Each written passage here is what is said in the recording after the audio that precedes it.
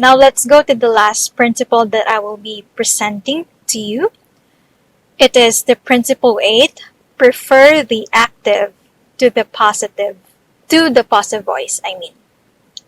In principle 7, just before this principle 8, we discussed the importance of making our sentences short for our communication materials. And I believe this connects to this principle 8 because another way to make our sentences short and clearer is to use the active voice rather than the passive voice.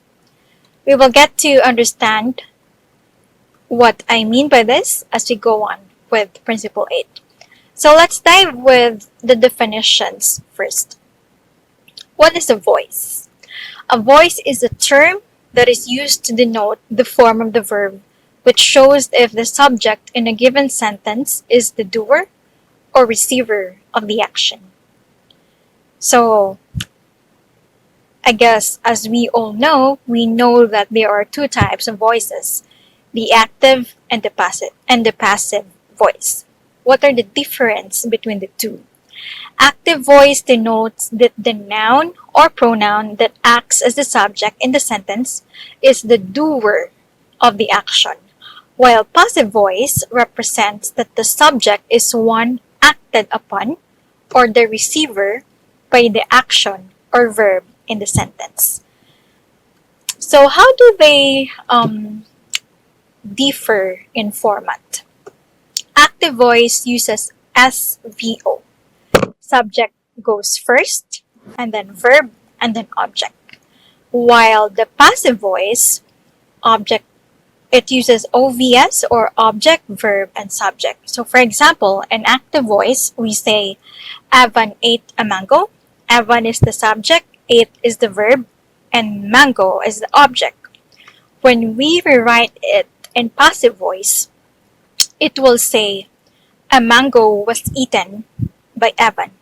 Mango is the object, eaten is the verb, or was eaten is the verb, and then Evan is the subject. So the object now comes first, and the subject comes in the end. If we take a closer look into this example, we will notice that the active voice is shorter and the passive voice is a little longer version of this example. And we also need to take a look that the verbs in active voice are more dynamic, or the verbs are working verbs, while in the passive voice, the action words is often smothering. So does this mean that we need to always use active voice whenever we construct sentences? The answer is not necessarily and not all the time. There are a few passive sentences that can add variety and interest to our write-ups, and it will give more meaning to the sentence that we're trying to make people understand. So when can a passive construction is appropriate? It can be appropriate first if the person doing the action is less important than the person receiving the action, or if the person or thing doing the action is unknown. Let's take a look at this example. A dog beat the President of the Philippines. That's an active voice. But when you analyze the sentence, the dog is less important than the President of the Philippines. So we need to rewrite this in passive voice. Now it goes to say, the President of the Philippines was bitten by a dog. That's in passive voice.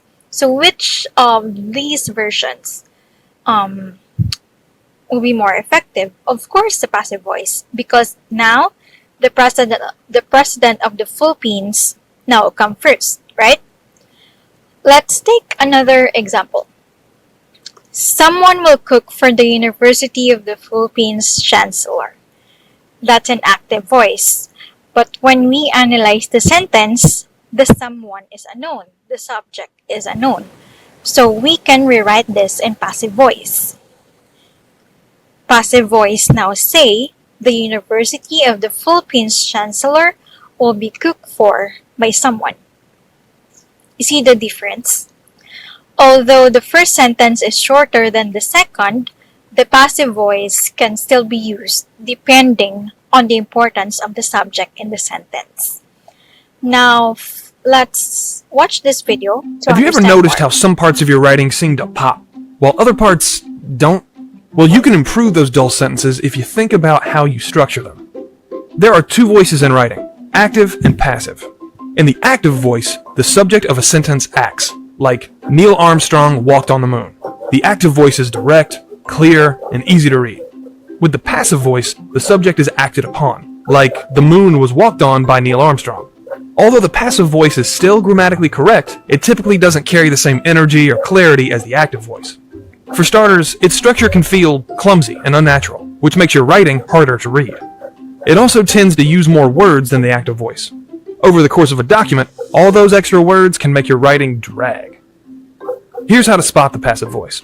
Look for phrases like was visited, has been cleaned, or will be built. Each one has a to be verb, like was, has been, or will be. That's followed by an action that's already happened, like visited, cleaned, or built. The person or thing doing the action comes last, if they're mentioned at all. If you see these parts together, there's a good chance the sentence is in passive voice. Overall, we recommend using the active voice more often than the passive. This will help keep your writing snappy and efficient. Here's how to change a sentence from passive to active. In this example, Jacob is our subject, and tossed is the verb. Just move Jacob to the beginning of the sentence, cut out unnecessary words, and rearrange a few others. Now, the money was tossed into the air by Jacob becomes Jacob tossed the money into the air. The delivery is briefer, clearer, and more immediate. Although active voice is incredibly useful, the passive voice is occasionally the better choice. For instance, you may go passive if the actor of a sentence is unknown or irrelevant. In this case, we're interested in the amendment's approval, not who approved them. Passive voice is also great for creating an authoritative tone. It doesn't matter who requires employees to wash their hands, they just need to wash their hands.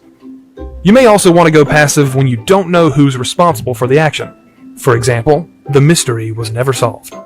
The voice you use can make a big difference in your writing. The active voice will often add pep and clarity, but occasionally the passive voice will be your best option. Take some time to choose the voice that fits best, and your writing will almost certainly grow stronger. Definitely true. When we are able to determine the proper voice that we need to use in our materials, we will definitely make our statement much stronger.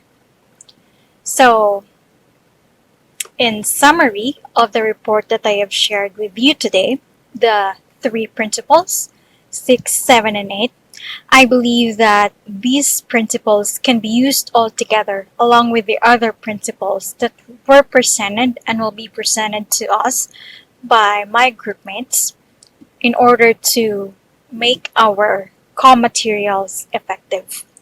And it is important to understand the usage of each principle first before adapting them to make our DevCom materials or any write-ups that we will need to produce more credible, more effective, and more understandable. At the end of the day, I believe, regardless of the principles that we choose to apply, we always take to heart and consider the impact that it will bring to the communities. Thank you so much for listening, and I hope you learned something from what I have shared with you today. For discussion purposes, my question will be, as a DevCom practitioner, which of the principles I discussed is relevant to your practice and why? Thank you, and I look forward to reading your feedbacks in the comment section.